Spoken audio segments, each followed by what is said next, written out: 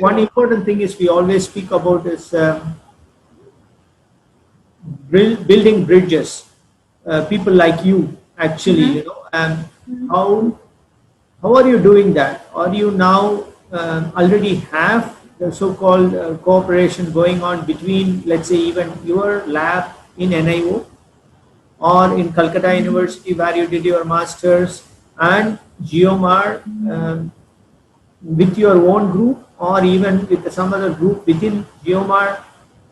Are you thinking about that, or already it's happening, or you are trying to see how you can support the other side in terms of, let's say, there are young students down there who would like to also understand how the international exposure is, how, because you are, let's say, a successful role model who have gone through certain steps and you are here. And so maybe there are enough, you know, more young people who are also aspiring and you want to also do that, but they do not know how to do that and what are the ways, or writing a proposal and how you, because you can now better understand what an international researcher looks at your email, what kind of a communication you do, and those basic things. Because the first most thing is to communicate. If that first communication, second communication is um, let's say not really working, then you have the difficulty to go to the next steps. How do you look at this? What do you think your contribution has been and what you would like to do? I think you make a very important point here, because this is ultimately also, I feel, an important part of science, what we give back.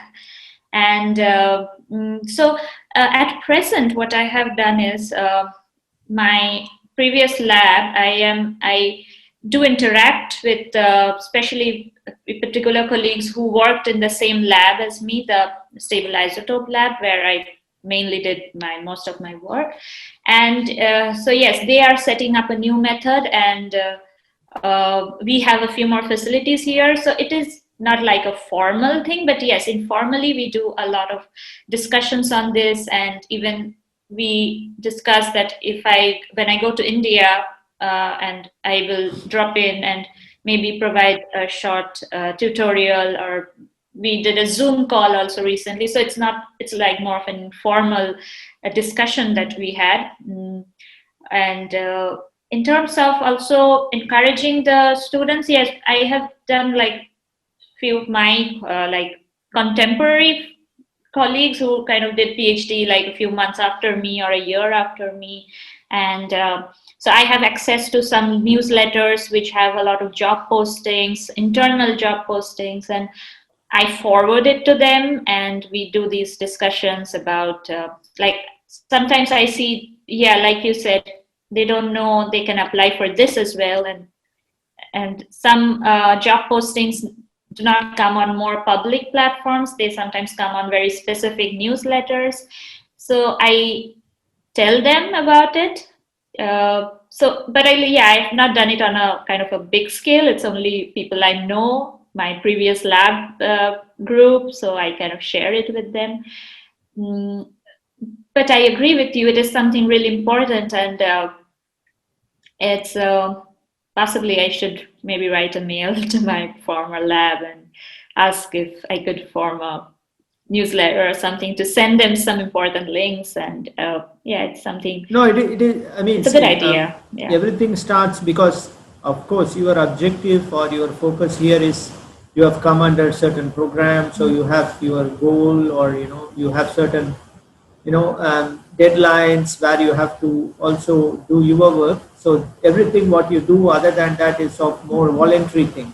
And of course, there are certain things you can do through your own research, because fortunately NIO or your Calcutta University in that departments being very close to what you are, GeoMar is. It's all about marine biology, oceanography and everything. So that fits quite well. But it will be always good sometimes. I always, in my experience, have seen it's not the dearth of talent, or it's not the dearth of the know-how, but it's more about the ways how you reach, how you communicate. I think that's where most of the time I feel the difficulty. Professional way of communication is something I don't see it's happening to our, like, especially those who are in the researchers, early researchers, for the next level actually, because it's not about that they are not being taught, but it's about at that point of time the focus for them is different, and only later stage they then develop this interest. But I think it will be helpful if you can think of, maybe it doesn't mean it has to be mass level, but it can be even Yeah, taking yeah.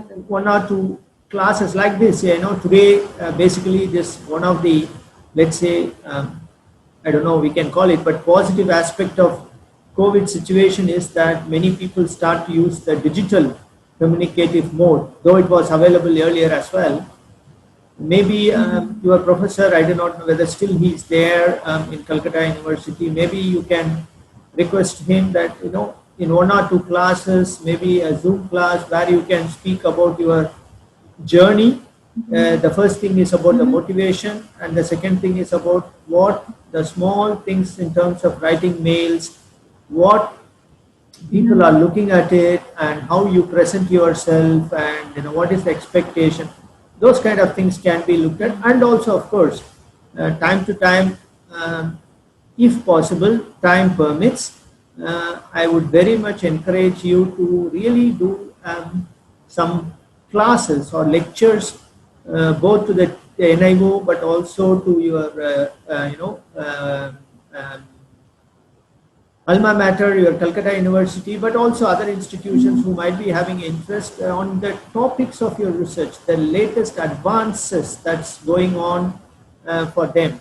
I think this way, the point you made about giving back and also trying to connect the international cooperations, taking forward, I think that would be great, because it's not only about giving, but it's also about the satisfaction that you have during that giving. I think that's what most, I think, is nice, to feel the happiness that we are doing something that Yeah. makes sure there are few more, young people who are going into this field, who are coming into the Yes, science.